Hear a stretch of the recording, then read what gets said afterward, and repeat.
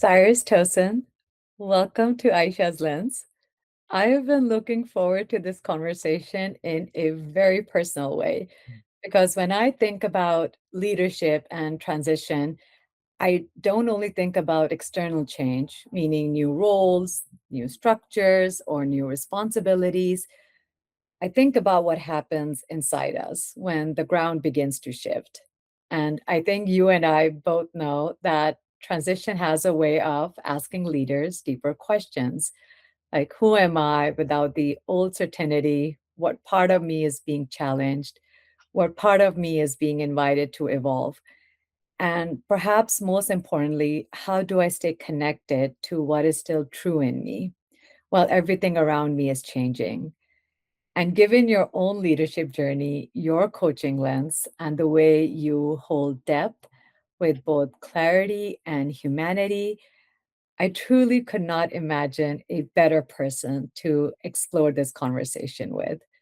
And on a personal note, because of the role you have played in my own growth and becoming, it feels especially meaningful to have this conversation with you here on Aisha's Lens. So thank you so much by honoring us and by being here.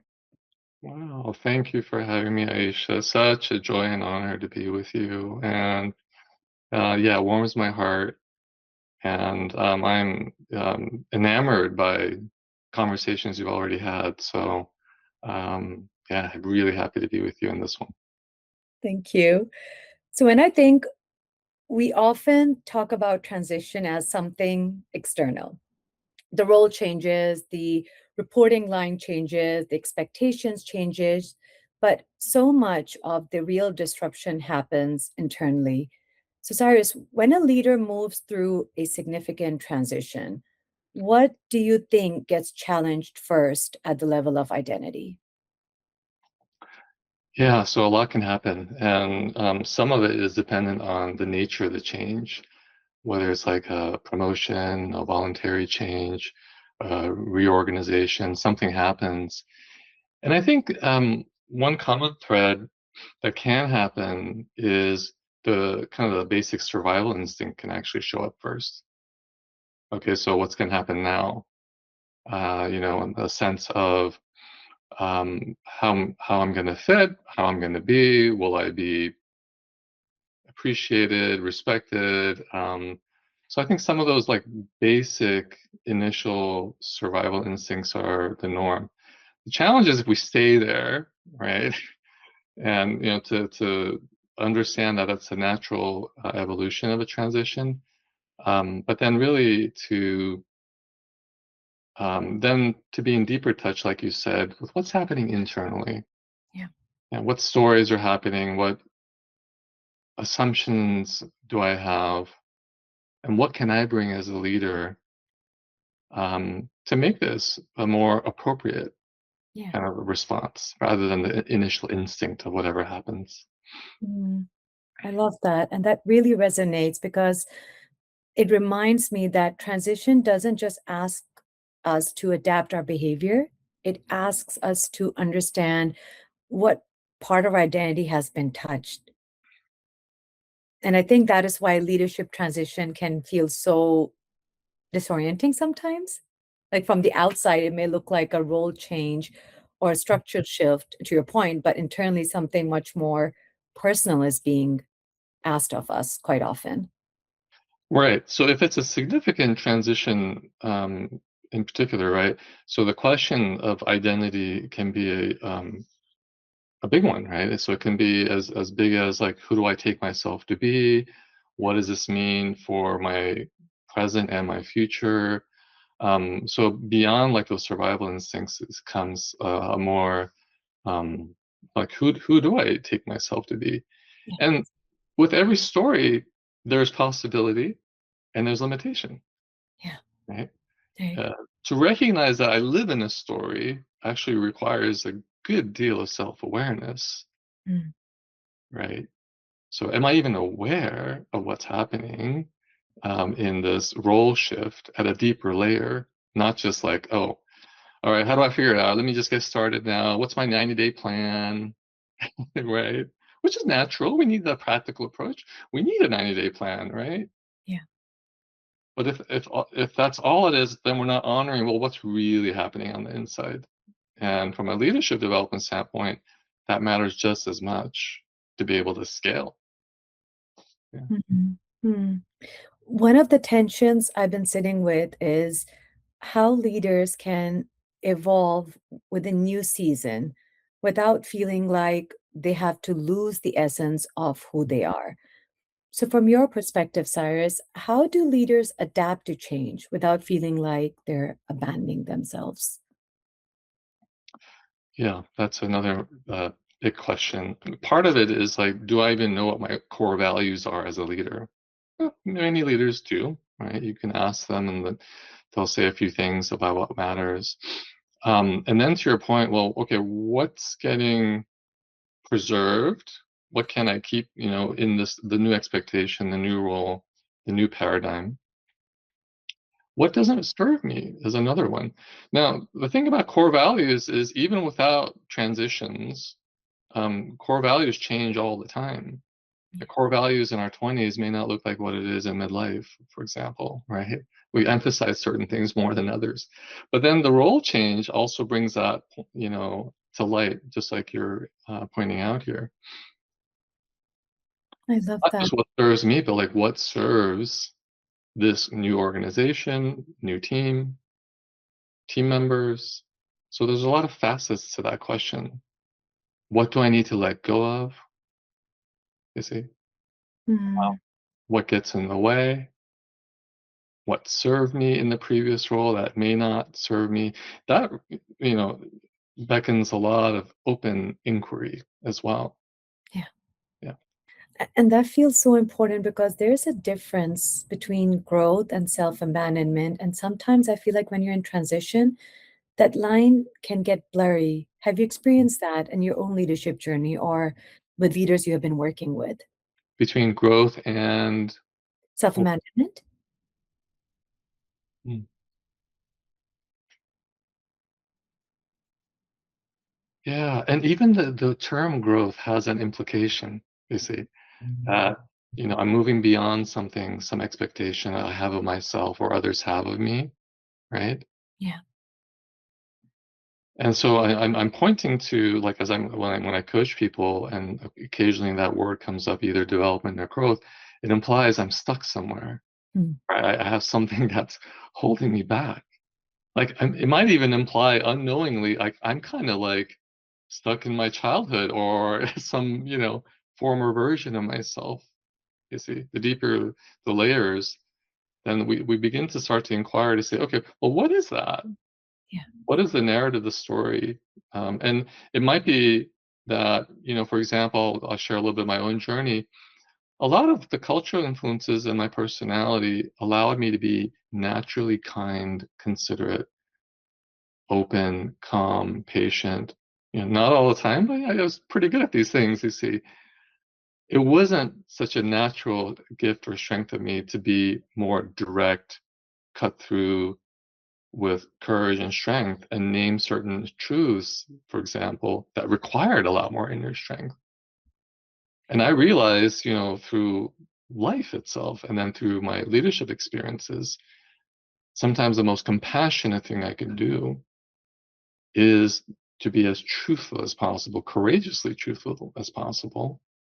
And sometimes compassion can look like what one of my coaches once said is compassionate dislodgement, Hmm.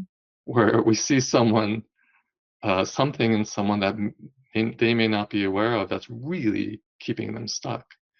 Thankfully, I had the coaches who saw how I was sort of like stuck. And so yeah, the growth and the evolution that can happen through that kind of support too. I feel like just like you saw in me, right? Where I was stuck. It's humbling, it's an honor to witness that. And, right? And then what do we do as leaders when we see that? Yeah. We see at some level, we can't abandon the compassion, you see. So the distortion of strength is when I was like, okay, let me tell you what's wrong about you, Aisha. You know, I mean, I lost you right Thanks. there, right? So there you go, I lost you. You see?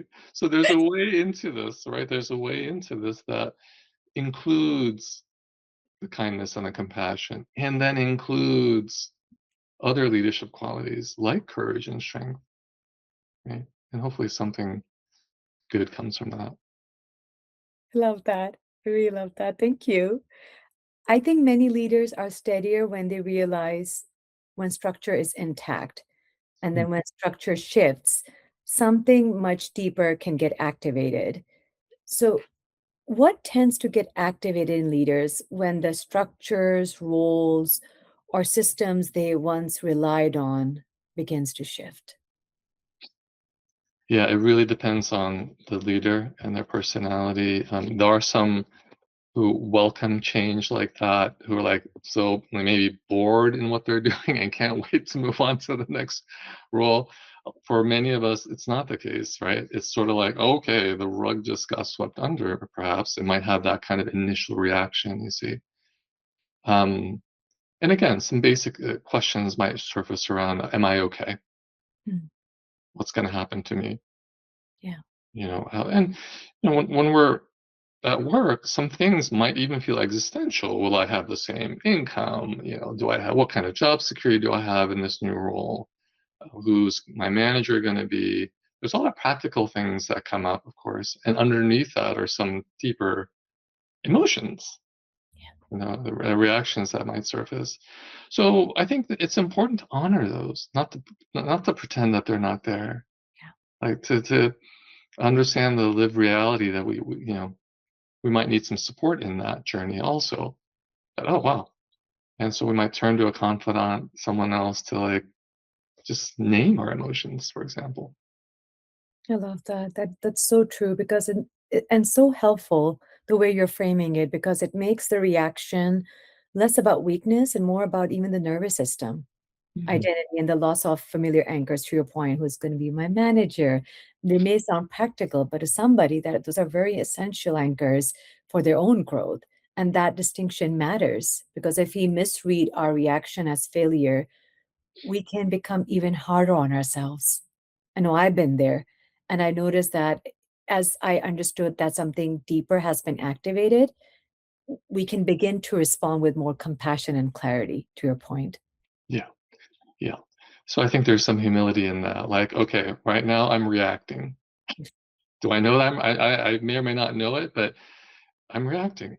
Yeah. Can that be okay? That's the initial layer of the truth of our experience. Now, with time, for those of us who actually, take our development seriously, we can begin to inquire, okay, well, what's really happening here? Yeah. Okay, so the first layer of truth, I'm reacting, I'm kind of scared, or I'm upset, or whatever that is. It might even feel like a door just got closed. Can I see the deeper truth? Usually, when doors close, right, new doors open at some point. But we don't skip the steps necessarily. We stay sometimes in that reactive mode for a little while. That's okay. A little bit of that is okay. It's usually healthy, actually, because it's a realistic kind of attitude. Yeah. And then the deeper truth starts to emerge. Okay, is this in line with who I am, where I want to go? What speaks to me? What feels purposeful?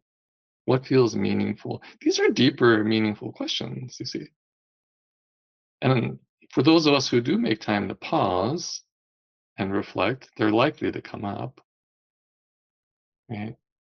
So it really depends on the leader. I love that. And I think this is such a powerful distinction because many of us can become deeply identified with the role we have learned to play. Mhm. And from what I've seen, at least in my own career journey as well. So, from your experience, Cyrus, how do leaders learn the difference between a role they're playing and a self they're trying to preserve? That's a deep question, too. To be in recognition that perhaps, like you said, I am trying to preserve a certain sense of who I am, right? That takes a lot of inquiry and self awareness, too. Am I even aware of the story Mhm. that I have? I might be putting on a certain mask, a certain version of myself, maybe a certain limitation, right? if and when we come to that kind of realization, in some ways, the melting away of the untruth starts to happen actually naturally. But Yeah, the recognition of that is a very fundamental step, right? Am I even aware? Am I aware of like what's really happening? You see. Now, the other distinction I want to invite here is that many of us in the organizational environment, because we have to work with so many personalities and organizations have their own culture and language and discourse, we may, find ourselves living in a way that's not quite the same as the way we might show up in other settings, right? In our community or families, personal settings. And, some of that is natural because it's not quite the same discourse. How I am with my young adult daughters is a little different than how I am with my clients, right? But absolutely. how wide, right? How wide is that gap? Because the wider the gap is, the more tension we end up holding. Oh, crap! I got to be this way now, right? And it also has a way of not like in coaching we say like kind of an integrating way of being. Like Mm, if I can't integrate who I am in the workplace, similar to how I am in a more maybe a more comfortable environment, that starts to do something to the psyche and the soul too. That's not so pleasant. I love that. And that feels like such an important leadership truth that many leaders may not be aware of, that the role may change, but Mhm. the deeper self still needs to be known, protected, and carried forward. And maybe that is one of the harder parts of leadership, learning how to honor the role without becoming consumed by it. Because roles can give us structure, but they were never meant to become the whole of who we are. Yeah, I'm with you. And this goes back to your earlier question about like what we preserve. There are a lot of leadership coaches and others like Brene Brown who have like the values, right, paradigm, etc. Um, there are some that are more would be considered like virtues. Yeah. For example, Maya Angelou says that courage is the most important virtue because without courage, we can't sustain all the other virtues. Like we can't keep going with kindness, with humility, etc., without courage. Yeah. So what that points to is there are some of these, you can call them leadership qualities or virtues, that are universal. Yeah. Right? If I can't maintain my sense of courage, truthfulness, I think is another one, Yeah. right? Sincerity, right? Compassion. So there are some universal ones. If and when they get compromised, if or for whatever reason I can't live that way, work that way, something's gonna be off.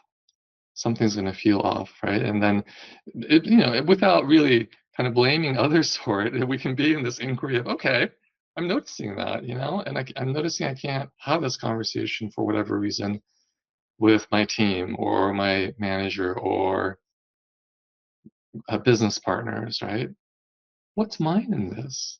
What's my opportunity? What's my learning? So there are. I know it sounds cliche. Oh, what's your opportunity and the challenge? But it's true. It is There true. are opportunities and challenges. That's where most of the opportunities are. I couldn't agree more. I think that's when some of us we have that blindfold on when there's a conflict or change happening. We go like, "Oh, why me?" Rather than looking at, to your point, the opportunity. With every change comes an opportunity. I think a lot of us we're in that mindset of, "Oh, what's happening?" The anxiety and the tension. We miss seeing that. Yeah. I remember a number of years ago. It may have been the first year of COVID, and we were on all these Zoom calls. And in my leadership team, I was telling my coach how bored I was of these leadership team meetings. And then he looked at me and said, Cyrus, really? Tell me more about this boredom. I thought it was just like a little, one-off comment. 45 minutes later, we're still talking about my boredom. And I'm like, wow, I didn't realize how juicy this territory of boredom was. And what he helped me to discover, what was mine in this, is like all sorts of things are happening underneath that. My judgments and assumptions, what I think of leadership, who I think are good leaders and bad leaders. And I swear after that coaching session, I never looked at boredom the same way ever again. Like I realized, no, every event, every circumstance, if we're present, is an opportunity for growth. You see, and transitions. Let's go back to transitions. Very, very fertile ground for tremendous growth that can happen. Incredibly fertile ground.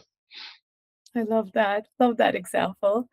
When everything around a leader is shifting, I imagine the question becomes what remains true. So, what helps leaders stay connected to what is essential in them when so much around them is changing? Yeah, and particularly in the times we live in, there's volatility, there's complexity, right, all of that. One of the things with this question that comes up is like, are we making time to pause and understand what is it that can anchor us? You see, the pause itself can be the anchor, by the way. And there's nothing that happens in organizational environments that says pause, by the way. Yeah. And there are a few that maybe, have kind of advanced into maybe even starting a meeting with some quiet time. And so there are pockets some of leadership in that way. But in general, the cycle of getting work done and expectations, what are you talking about, pause? That's usually the sentiment. And yet it's vital,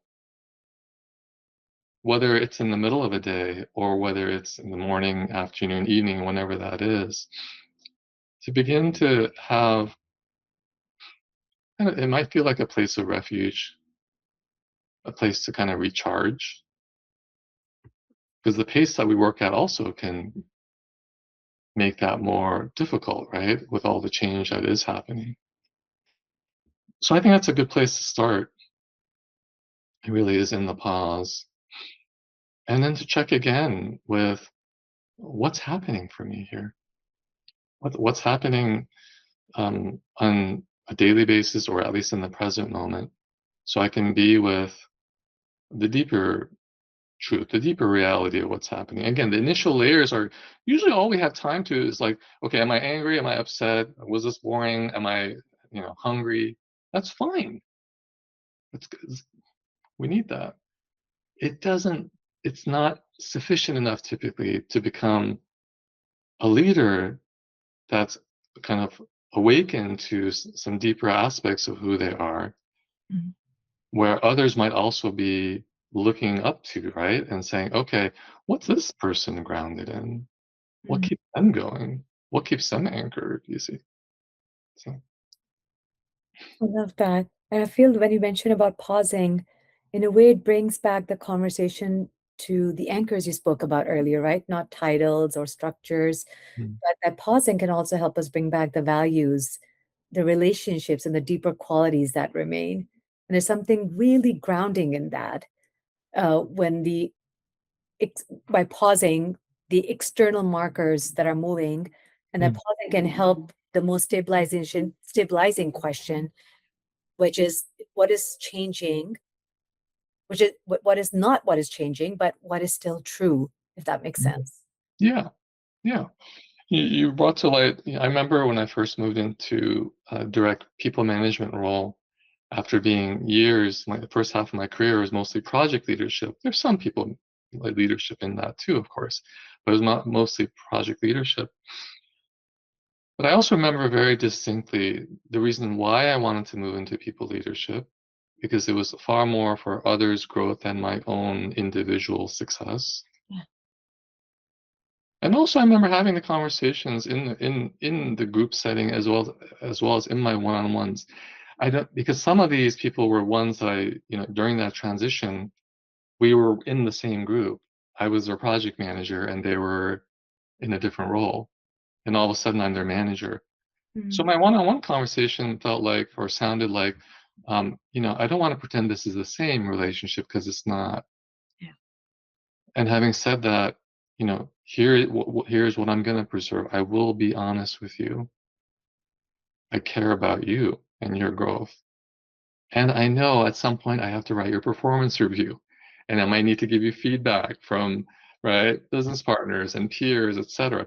So the nature of the relationship, to honor it, to then directly be in conversation with it in that way, is kind of vulnerable too, maybe for both sides in that conversation, but it's truthful, right? And truth has a way of like melting away these rigidities and expectations and eventually like solidifying the new reality. Yeah. And I love the conversation we're having so far, Cyrus, because it connects so beautifully to the storm lens, which I introduced in the earlier episodes. For me, especially the idea that storms generate stories very quickly. And sometimes those stories sound like, this means I failed, this means I'm behind, and this means I am no longer needed. Mm, And sometimes the work is not only surviving the transition, but learning to hear and reshape the story we're telling inside it. So, from your experience, what stories do leaders begin telling themselves in transition? And how do those stories shape their experience of change? mm. I think it can be multidimensional. Part of it might be a little more reactive and like, okay, what do I need to get done to preserve my basic needs, right? And then the other part is more, okay, what's the opportunity in front of me? Mm, New initiatives, new people, new team, perhaps, right? Partners, what can I learn from this? yeah. What excites me, right? What gives me a sense of possibilities, Mm, right? But that, to your point, there might be some stormier, right, sort of waves of experiences. yeah. So we don't skip those. I think, in fact, when we skip those, it starts to become shadowy in a way because we didn't address some of the basic emotions that surfaced, let's say, right? There might be some fear at first or something else. But then what are the possibilities? And, you said we were talking about relationships earlier. One of the beautiful aspects of all organizations, as long as there are two people, there's a relationship. And in the blossoming, flowering, growing of who we are as leaders, that rarely happens, alone in some cave. It just doesn't. It happens in relationship. We become ourselves in relationship. And so we have usually multiple opportunities in that way, right? And sometimes the relationships, in the previous setting might feel a little bit stale, or I'm like, oh, maybe I'm kind of ready for some new relationships here. Maybe I can grow from new people, because that's also true, right? New experiences, new people, new growth. And that feels so powerful because the story a leader tells in transition can either tighten fear or Mhm. create enough space for meaning and movement. And that's where, to your earlier point, when you said about pausing, I feel like that becomes even more important. Mm. And this is where ownership becomes so important too, with that pausing, because not ownership in the sense of blaming ourselves for what is happening, but ownership in how we interpret the season we are in. And the story may not change the facts immediately, but it can change the way we carry them. So I love that. Yeah. Ownership also takes a lot of courage, right? Because Yeah. it's easier to put either blame on others or wait for some things to happen, right? Yeah. Okay, once this happened, once this person shapes up, then I'll be that leader I wanted to be. Yeah. Once this business partner starts being, stops being so difficult, then I'll be that leader. Yeah. Right? It takes a lot of humility and courage to say, what if um, at a conference many years ago, someone named their shift from living their life like what happens to me versus what happens for me, and the fundamental way in which they experience their lives, the fundamental shift that happened, right? Yeah. So what's the opportunity of living in that way? Okay. And so can I see where I am maybe in my victimhood also? Mhm. Like, crap, another reorg. Oh god, here we go again. Or, oh great, now they want me to do this. You see? Yeah, That's the first layer of truth. We honor that. We honor the emotions. We stay with them. We have our emotions felt, seen by ourselves and maybe by others. yeah, But then we pause, like you said again. What's really happening here? What's the opportunity? I love that. And I think there are seasons when the external answer isn't available yet, but leaders still need some form of inner clarity to keep moving. Mm. W- What helps leaders hold clarity when identity feels less certain than it once did? That's a big question because, clarity in my own personal experience also really arrives or arises once we let go of all the muddiness, right? Yeah. It's that whole metaphor where, when a lake that kind of might be muddy at first because there's a lot of swirl in it, right? When it's allowed to, calm down, it's a very clear lake all of a sudden. So our minds can be that way too, right? So various stories and thoughts and maybe some fears and anxieties or excitements. And so what gets in the way of truly seeing things as they are, right? And this is where some kind of sitting practice, contemplative practice, or meditation, yoga, something, right?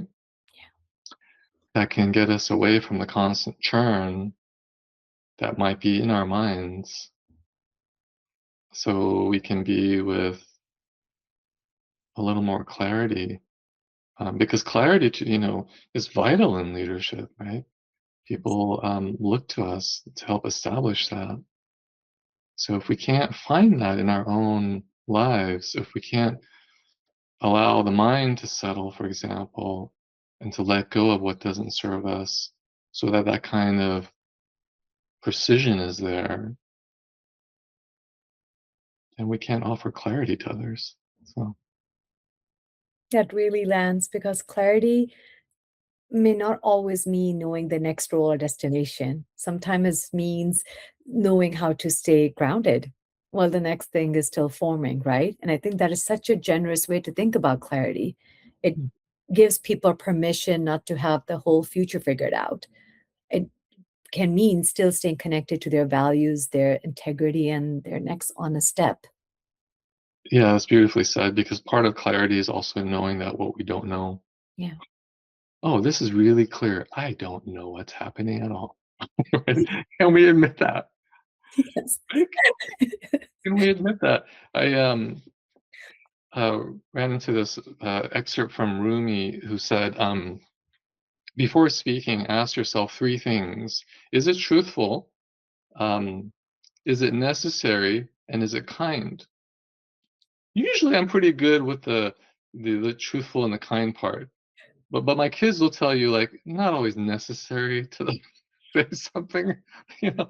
Yeah, daddy, all right, you're preaching. We already know that, right? So they humble me. Um, and sometimes what I take to be even truthful might be an observable fact about someone at work, in the work setting, let's say, or at home.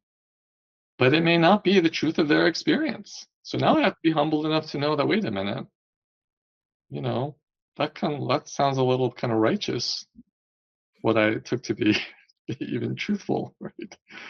So to your point on clarity, and maybe the supplement to clarity is openness. Can I bring that beginner's mind of the not knowing, which in leadership is also, well, you're supposed to know. Yeah. You see, it goes against the grain. You're supposed to have the answers. That's the biggest BS. Right? So we're all learning. We're learning on the job. I love it. Thank you, Cyrus. I sometimes think transition is not only about what we step into, but willing to what we finally become willing to loosen.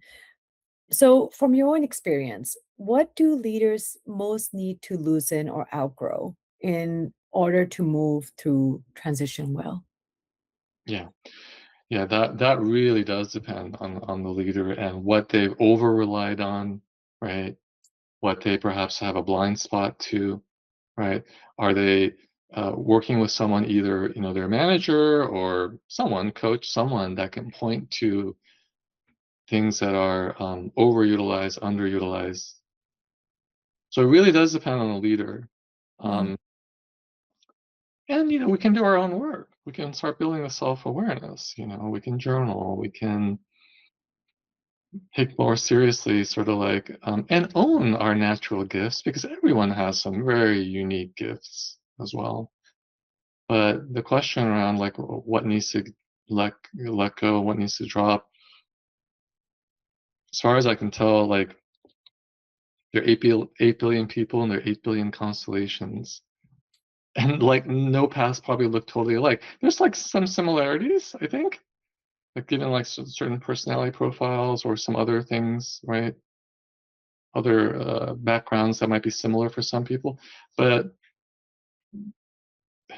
everyone's truly, truly unique, And so, one of the honors of being able to witness someone's evolution from a coaching standpoint is it to be able to really, really observe and listen very, very openly, um, to understand what that uniqueness is. You see, and then to your original question, what's not serving this person? What's not allowing the fullness of their vitality, their potentiality to show up in the world? I love that. And that feels so deeply true because I feel like sometimes we feel the very things that help us succeed or served us in one season can become the things we need to release in order to grow into the next. And sometimes we hold on to that so much, to your point, that that insight comes up that what does this person need uh, for the evolution to come? And that can be so hard because those patterns often protected us or helped us achieve something important. But during transition, now it has a way of asking us whether what once carried us is it still able to carry who we are becoming? I think that's a bigger question, right? Totally, right. I think part of the message is don't get too comfortable. Right? There's a way about life that, you know, and part of it in a good way. It doesn't feel good when we have these disruptions or conflicts or transitions, right? Initially, in general, unless you're some awakened Buddha, you're gonna start feeling some like, oof, like, some feelings, some things are gonna emerge. Um, and part of the, in that discomfort is usually, potentially at least, some seed of what's really next. Yeah. And as I said that, there's a line from an Anthony Machado poem, "Traveler, there is no path. The path is made by walking." So Mhm. another kind of truism that we can step into, right? And then in that walking, by the way, to use, I'm going off on all these quotes, is what David White, the poet, might say: we risk ourselves to the world, right? And my understanding of that is, okay, is that there is some risk in venturing into the new places, right? And and these questions are beautiful because they invite what needs to, what needs to go, what's not going to serve me anymore.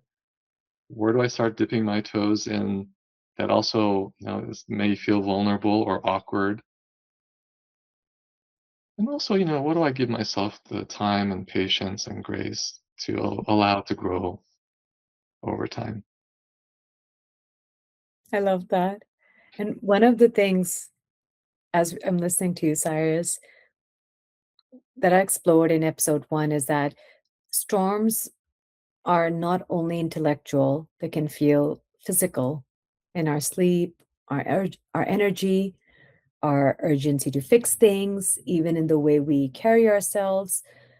So, how does transition show up not only in the mind, but in the body or nervous system, Mm, not as a leader only, I would say as a human being. yeah. Those are deeper and very important layers of understanding, like not just the thoughts, but what are the accompanying emotions here? What's happening in my heart? What are the physical sensations that can inform? Like the body has its own wisdom. When we have this gut knowing, that's the body wisdom, right? And so that's one way of knowing ourselves is like the gut instinct. But then even just the physical sensations, like am I aware that I might be locking my jaw ever so slightly even in a tense situation? Or, what's happening to my back at any given moment? What's happening to the rest of my body? So there's ways in which, like, yeah, the thoughts and the feelings and then the physical sensations all have something to say Yeah. about what the truth of our experience is, right? And a lot of it, I think, also is giving space for each of those things. Again, making time to do that. What am I really thinking right now? Are there any emotions that are like weighing down? To your point, have I grieved a loss that happened in my life recently? Mm. Have I celebrated something that's so worth celebrating for me or a loved one or a team member, right? So, really giving time and voice and expression to these truths is an intentional practice on its own. Not to judge ourselves, the inner critic. Oh, there you go. You forgot to celebrate this, and you forgot. It's not that, because you can probably do a whole segment, Aisha, on inner critic. No, But coming up. right, so for our listeners, we might have said some things that might invite inner critic, and to be, that's its own thing. The invitations, the conversation here, a lot of it is in the gentleness also of holding ourselves, such that we deepen awareness over time to all these ways, right? Thoughts and emotions, etc., that make up who we are. I love that. And I think not only as leaders, but as human, we forget that our body has been going carrying this transition too, not just our mind and our hearts. The uncertainty, the pressure, the responsibility, the waiting, and sometimes the mind may understand the change before the nervous system has time to catch up. And that's where back to your original point, the pausing, it may help us so much and the body to also catch up and say, okay, here's what's happening and here's how I can respond to this. So I love that. Thank you, Cyrus. Yeah. I'll share a quick example. A number of years ago, I went to this somatic body worker. So that they work with understanding where we hold tension, for example, one of the many ways they work. And then they gently put their hands on my chin and jaw area. And they said, Cyrus, can you let go a little bit? And I Mm. said, yeah, I'm not holding any tension there. And so they gently sort of like, can you let go a little bit more, Cyrus? A little bit more. And then eventually I realized, oh my God. And then they're like, there you go, Cyrus.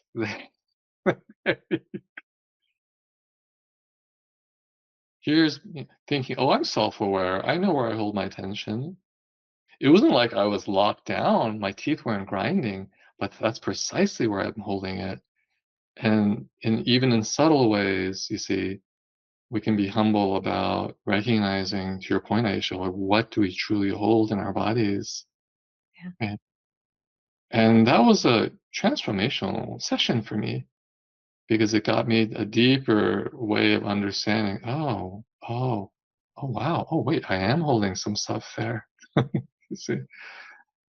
So yeah, a lot of humility in this and a lot of learning. This brings memories for me too. But and I think this is where your coaching lens becomes so meaningful. Sometimes people come in with the surface story, but underneath that, there's something deeper that we need or we're trying to be understood. When you are coaching or supporting someone through transition, what do you listen for beneath the words they're saying? Yeah, great question. Yeah, so a lot of it is what's said, a lot of it is what's not said.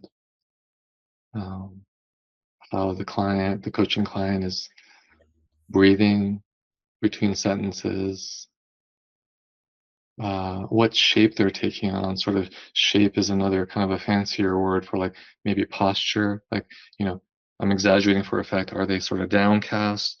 Are they sort of like looking beyond me? Mm,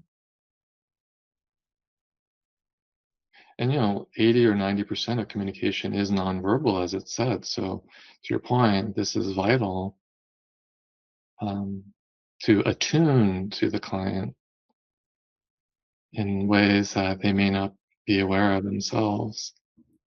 Um, and to hold that with a lot of privilege and honor, right? Not judgment so much as true honor to witness the person as they are, and if and when necessary, to point to it with truth and with compassion at the right time. Yeah, I think that's so that makes it a very, very human enterprise. mm. Yeah, And that feels like such a gift of coaching, helping someone hear the deeper question underneath the obvious one. Because I know I've been there before I came into this coaching world, that often what someone first brings into the room is the presenting problem. But underneath it, there may be a question about identity, belonging, fear, readiness, or meaning. And being able to listen for that, it feels incredibly powerful. And I feel like coaches are gifts that somebody can learn and grow with. I think you're right. I think inviting the appropriate question can really deepen the self-awareness. So asking the right questions, and then also, with each opportunity, greeting someone freshly, I think is vital. Mm, People will know if and when we start to make assumptions.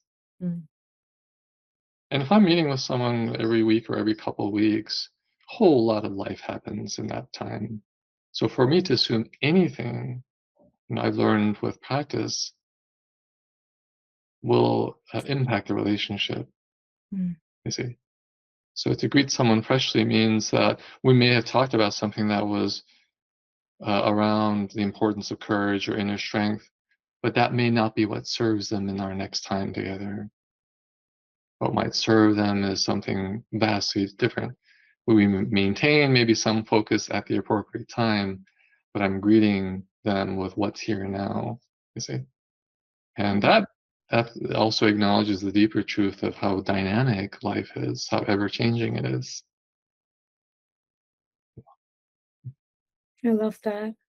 So if someone is listening from the middle of uncertainty, perhaps questioning themselves, their place, or their next chapter, I wonder what you most hope they hear. So if a leader is listening to this in the middle of a difficult transition, what do you most hope they understand about what may be happening within them? Yeah. Um, to be as honest as possible with themselves, to seek support, to not be in this alone, to be in a relationship with those that kind of nurture your soul. And what I mean by that, like there are people that like, oh my God, that are quite the opposite, that might drain us. We have to acknowledge that, you see. Now there might be some work in us for I'm not, but when we're in transition, what we really, we really need someone that can meet us where we're at, be in it with us, right? Yeah. And yeah, so to hold ourselves, with a lot of self-compassion as well. Change is not easy, and leadership itself is. I know in your previous podcast, there's a big conversation around becoming. It's this beautiful, mysterious act of becoming, right? And in that becoming is also there's a lot of humility. There's a lot of unknowns. And, not just holding space for who I'm becoming, but oh my God, now I have to work with all these people as well. And they're looking to me potentially to support them and where their careers are going. That can feel daunting if we're really in it, if we're genuinely focused on others' well-being and growth. You see, some of that is going to invite, ooh, right? So, but then the more grace we give ourselves, the more likely we're able to give others like the same kind of compassion, time, and grace. Mhm. I love it. And that feels like such a steady and generous reminder. And I think so many leaders need to hear that. That transition is not always evidence that they are lost. Sometimes it is evidence that they are being reshaped. And there's Mm. so much kindness in that reframe because when we are in the middle of change, it can be hard to see anything clearly. And sometimes the discomfort is not a sign that we're failing. Sometimes I feel it is a signal that a new version of us is still forming. Yeah. Sometimes the metaphor in coaching is the clay, right? So the clay starts to soften a little bit when we're in these transitions, and all of a sudden it's not like that well-formed shape that we're used to, right? Like, oh gosh, what happens now? And we don't want that clay to harden right away either. We want it to be a little bit malleable, open, right? To possibilities. Yeah. And then something delightful might emerge from new territory, new soil, new clay. One of the things I keep returning to in these conversations is that leadership keeps teaching us through every season, especially the ones we didn't expect. So, what is this season still teaching you about leadership, identity, or transition, Cyrus? A whole lot. And I think it's multi-pronged. Um, Part of it is sort of like what's happening in this moment or today. Like yesterday, I woke up where humility really served me well. Like being really humble and open to one of my 17-year-old, who's going through a few things. Such an honor to be in support of her, but also recognize my limitations. It's very humbling, right? And so to be in practice of that, right, was a very important part of my experience.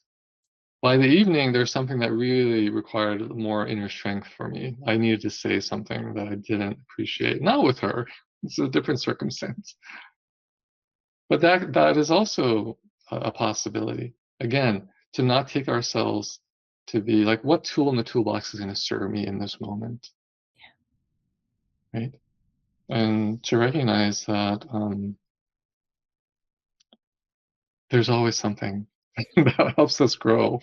It's never a single thing. It's part of the mystery of life, I think, is not assuming anything and um, and building little by little capacity to be with whatever is here. Yeah, this is beautiful. Thank you, Cyrus. There's something about speaking with you where time almost comes to a still. Mhm. And I just want to thank you not only for the wisdom, honesty, and depth you brought to this conversation, but like I had said earlier, for the role you have played in my own growth and becoming over the years. You have helped not only me, but many of us explore transition not only as something we manage externally, but as something that reshapes us internally. And there's something so meaningful in the way you spoke about identity, not as something fixed, but as something we continue to understand, protect, and evolve through different seasons of leadership. So, Cyrus, thank you so much. It means so much to have you here. Thank you so much. It was such a joy and for just, creating these kinds of opportunities, and it's a gift for our listeners, the inquiry, the questions you're bringing, conversations you're having. So thank you. And for everyone listening, I hope this conversation leaves you with a little more compassion for the transitions you're moving through and a little more trust in the self that is still present beneath the change. This has been Aisha's Lens, and I hope something from this conversation reminds you that transition is not only about what is changing around you, but also about what is becoming clearer within you. Until next time.